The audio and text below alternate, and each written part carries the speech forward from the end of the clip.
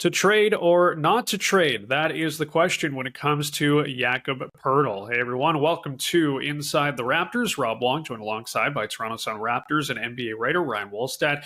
And Ryan, one of the pleasant storylines of the Raptors season so far has been the impressive play of Jakob Poeltl. He's averaging career highs in points, rebounds, and even minutes played, and putting up back-to-back 30-plus point efforts in the Raptors' last two games, which is something I don't think anyone would have expected from a guy like Jakob Poeltl. So the question is, do the rebuilding Raptors keep him since he is under contract for at least one more season, or do they try to deal him to get assets when his value is high? It is a really interesting question, Rob, because as you said, he's played so well. His value's got to be pretty high, but he's a fair bit older. Like he's a lot older than, at least 5 years older than basically the whole core. He's almost 9 years older than Grady Dick. Like the question is he going to be able to keep it up when these guys are really ready to compete? As you said, he's only he's got one more guaranteed year on his contract, and then after that, he could decide to opt out. And if he keeps playing anywhere close to this, he will opt out and get more money on a new long-term deal. So really, there's only one more year of control after this year that's guaranteed. So the Raptors have to be thinking about that as well. Like they don't want to see him walk for nothing, like a lot of players have in the past. It's a fine line, you know. If you're trying to teach the right things and you're trying to compete, and there's no question that he is, aside from Scotty Barnes, the most irreplaceable player. Like he makes everything work defensively. He makes things go so much smoother offensively, more so when guys like Barnes and Quickly are out of the lineup. He's just such a good safety valve. He's so good finishing inside, great screener, great passer, and just a beast. Like I think he's leading the league in offensive rebound percentage, getting a lot of easy buckets that way. So it's really tough. But, you know, if you're trying to get Cooper Flagg or someone like that, the easiest way to stink is to trade Jakob Poeltl. And if there's the right bidder out there, it does make some sense. The problem is that I've kind of taken a quick look around. There's not a lot of options, not one like teams that really, really need a guy like that, because there are some teams that won't ever want a guy like him because they want their center to be able to shoot threes, and that's obviously not something he's going to do. So like a team like the Lakers, the Pelicans, those come to mind that maybe they trade a first down the line for him, and you hope that by then they stink and it's a really good first and maybe like a young asset.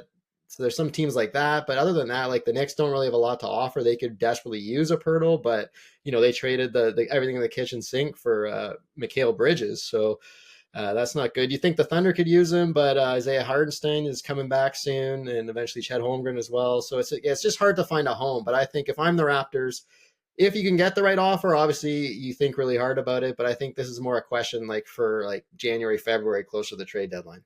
Yeah, well, all it takes is one injury to open up a spot for a team as well. So, like you said, this is definitely something that we can revisit down the line closer to the trade deadline. Meanwhile, we saw old friend Pascal Siakam return to Toronto on Monday night. We are approaching the one-year anniversary of the deal that sent him to the Indiana Pacers in January of 2024. Still, you know, looking at this deal, trying to reflect on it. At times, it is maybe not look so good for the Raptors. But as you take a look at it now, Ryan, where do you think it's at, and how should Raptors feel about that deal that was made almost a year ago? I wrote about this one the other day as well, that it just looked terrible at the time. It was panned, rightfully so, by myself and many, many others as a terrible deal. Like, how could this be all you get for Pascal Siakam, a two-time All-NBA player, the best probably developmental story in the history of the franchise? This is all you get, especially when you look at what they got for OG Anunoby, like a great trade. RJ Barrett, no one could have expected him to play like this, but everyone knew Emmanuel Quickley was really, really talented, and you get a high second-round pick as well. And then you look at what you get for Siakam, and on paper it looked terrible. 3 first-round picks. At the time, it looked like none of them would be lottery picks. Bruce Brown and some filler, and that was it. But they managed to move one of those first-round picks to Utah. They got Kelly Olynyk, who's a solid Canadian veteran, but Ochai Agbaji has really been a revelation this year. He's one of the most improved players in the league. He's maybe Toronto's best perimeter defender, or one of them. He's shot the 3 extremely well, so that's already made that move look a little bit better. And Olynyk at some point is going to help when he comes back. And then you look at the other pick, they got Jakob Poeltl with it, and the jury's out on him because he's been injured. But I know that the Raptors franchise is very, very high on him. And I talked to his coach in the summer at Baylor, and he thinks he has a really bright future. And then the main thing that I think makes it look quite a bit better these days for the Raptors is that the Pacers stink right now. When the trade was made, they were awesome. Tyrese Halliburton was coming off a few months where he looked like a top 10 player in the NBA, and it was looking like you're going to add that. You have Miles Turner, Tyrese Halliburton, you're going to add Pascal Siakam to that mix, and it looked like they'd be great. But Halliburton hasn't been the same. He's gone from Steph Curry to Seth Curry in the ensuing years, and it's just they look terrible. They can't defend anybody. Siakam's been great, but now you've got the final piece of that trade is a first-round pick. Not this year, unfortunately for the Raptors, with the way the Pacers are scuttling, but next year.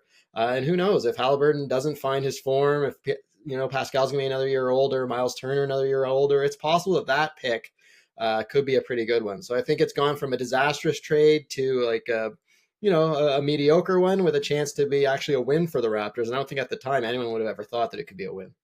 Yeah, there definitely seems to be some upside potentially here for the Raptors if things continue to go the way they are right now for the Indiana Pacers. But let us know what you think in the comments section below. For Ryan Wolstat, I'm Rob Wong. Thanks for watching, and we'll talk to you next time.